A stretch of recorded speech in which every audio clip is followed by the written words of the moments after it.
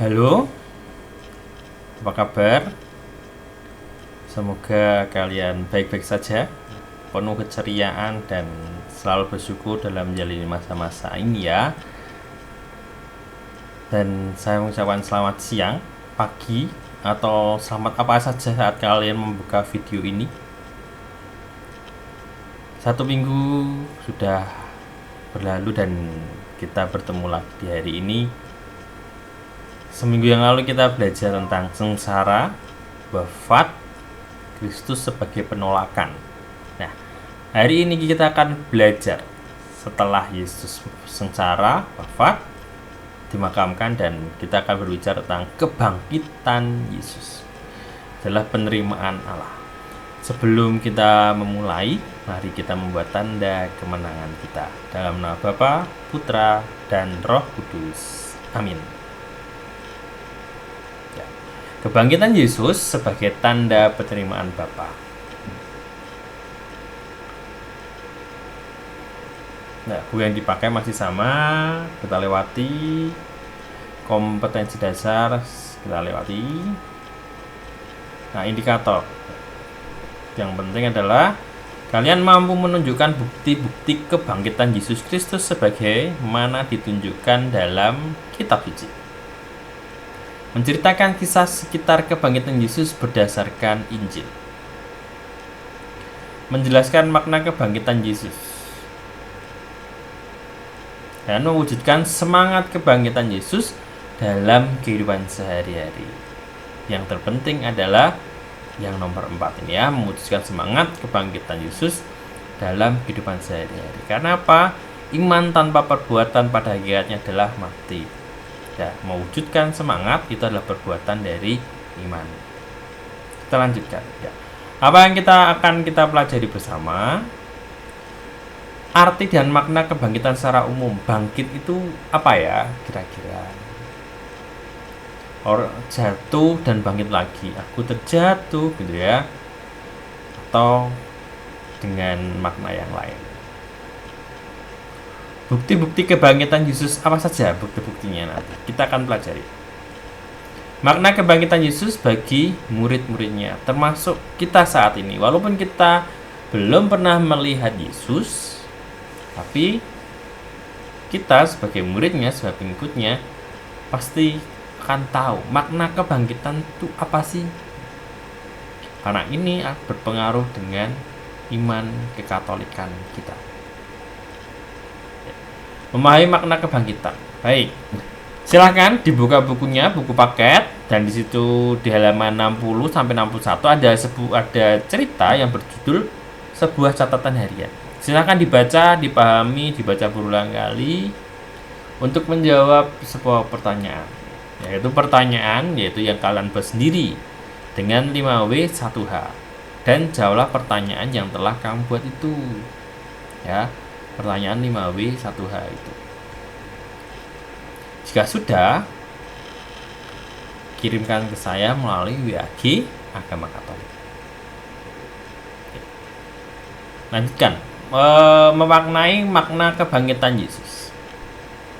Silakan kitabnya dibaca di Injil Matius bab 28 ayat 1 sampai 10 untuk menjawab pertanyaan di Google Form.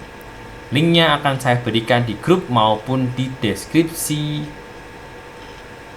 YouTube ya, di channel saya. Nanti saya akan berikan link Google Formnya untuk menjawab pertanyaan Injil Matius. Kita lanjutkan. Mari kita pahami. Kitab suci tidak memberi laporan tentang bagaimana persisnya Yesus bangkit dari kematian. Dan tidak ada saksi mata yang melihat bagaimana Yesus bangkit dari kematian. Karena kenapa? Karena Yesus bangkit sebelum fajar atau sebelum subuh. Ya, Yesus bangkit. Belum ada yang tahu. Saat subuh baru para wanita datang ke kubur Yesus. Ya, tapi yang dia lihat adalah kuburnya sudah terbuka, batu sudah digulingkan, dan di situ berdirilah seorang malaikat dan berkata pada para wanita itu, "Apa yang kamu cari di sini?" yang kamu cari sudah bangkit. Yesus sudah bangkit. Akhirnya para wanita ketakutan dan pulang. Nah, kitab suci hanya menunjukkan tanda-tanda yang diyakini sebagai tanda kebangkitan Yesus, yaitu batu penutup kubur Yesus terguling, para murid mendapati kubur Yesus kosong, dan jenazah Yesus tidak ditemukan. Kain kafan yang tergeletak di tanah, berita dari malaikat yang mengatakan bahwa Yesus sudah bangkit. Kitab suci hanya memberikan penjelasan itu. Bukti lain yang menunjukkan bahwa Yesus telah bangkit adalah beberapa kali peristiwa penampakan Yesus pada murid-muridnya. Penampakan Yesus pada Maria Magdalena, Yesus menampakkan diri di jalan Emmaus, Yesus menampakkan diri kepada semua muridnya, Yesus menampakkan diri kepada Thomas, dan sebagainya. Para penulis kitab suci lebih mengutamakan dampak kebangkitan Yesus bagi murid-muridnya. Kira-kira dampak kebangkitan Yesus bagi murid-muridnya apa? Yaitu pemenuhan janji. Jika Yesus tidak bangkit dari kematian, sama saja Yesus itu manusia. Karena Yesus bangkit dari kematian, itulah sisi keilahian. Bahwa Yesus betul-betul 100% ilahi, 100% manusia. Yesus betul-betul Allah yang menjelma menjadi manusia. Hanya Allah yang mampu melawan maut, yaitu kematian. Karena Allah memiliki segalanya, karena Allah menguasai segalanya. Apakah ada manusia yang bisa bangkit dari kematian? Tidak ada. Karena kematian itu dan kebangkitan itu milik Tuhan. Kita lanjutkan. Bagi orang kebanyakan masyarakat pada saat itu, pada zaman Yesus, kematian Yesus dianggap sebagai kegagalan. Perjuangan dan karya Yesus dianggap sia-sia dan musnah seiring kematiannya. Kenapa? Gagal. Karena Yesus mati. Pada saat itu bagi para rasul, ya Yesus itu patokannya. Yesus tidak ada, bubar murid-muridnya. 12 rasul itu bubar. Maka sia-sia bagaimana memberitakan ajaran Yesus jika Yesus tidak ada. Setelah Yesus naik ke surga atau Yesus sudah bangkit semacam itu, mereka bingung harus bagaimana. Akhirnya Yesus menampakkan diri pada para muridnya. Nah, tetapi dengan peristiwa kebangkitan dari alam maut, Allah membalikkan semua pemikiran itu.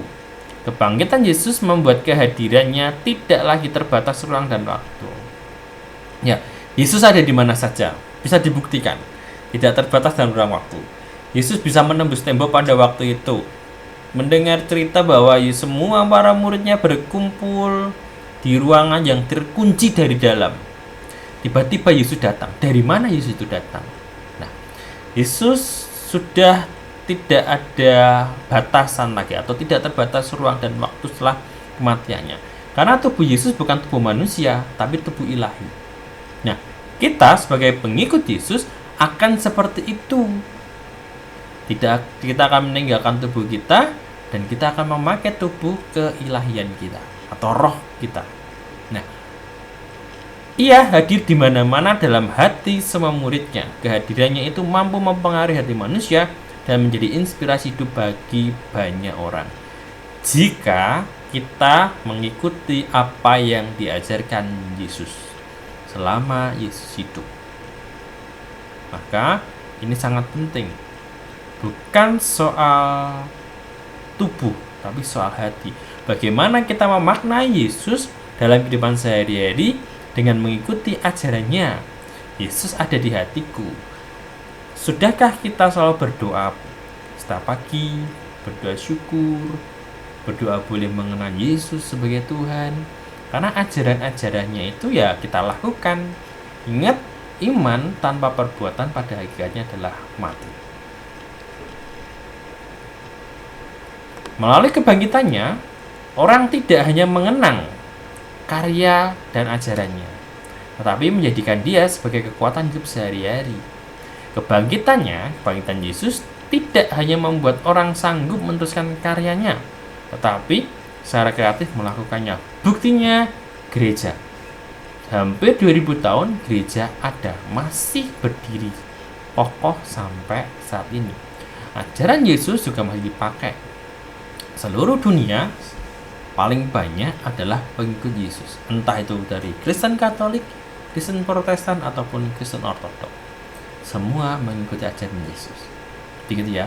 Kenapa begitu Pak? Hampir 2000. Iya, karena yang namanya ajaran yang dipraktekkan itu akan lebih lama daripada sekedar teori. Karena setiap orang membutuhkan praktek untuk bisa dilakukan, membutuhkan contoh. Begitupun kita harus menjadi contoh bagi orang lain. Kebangkitan Yesus merupakan pembenaran dari Allah terhadap sabda dan karyanya. Pembenaran terhadap perjuangan Yesus, kebangkitan Yesus juga memberikan harapan baru bagi umat manusia, bahwa ada harapan yang lebih baik setelah kematian di dunia ini, yaitu apa? Surga, di mana Yesus sudah menanti kita, memberikan tempat bagi kita di surga. Ingat, dalam Injil Yohanes dikatakan, aku pergi ke rumah Bapa untuk menyiapkan tempat bagimu. Jika kita betul-betul mengamini Yesus sebagai Tuhan dan Allah, Yesus sudah memberikan tempat terbaik di surga. Maka kebangkitan ini harus kita maknai dengan sukacita dalam pewartaan iman. Bagaimana kita mewartakan kebangkitan? Ya, sukacita. Bahwa ikut Yesus, tidak ada yang perlu ditakutkan.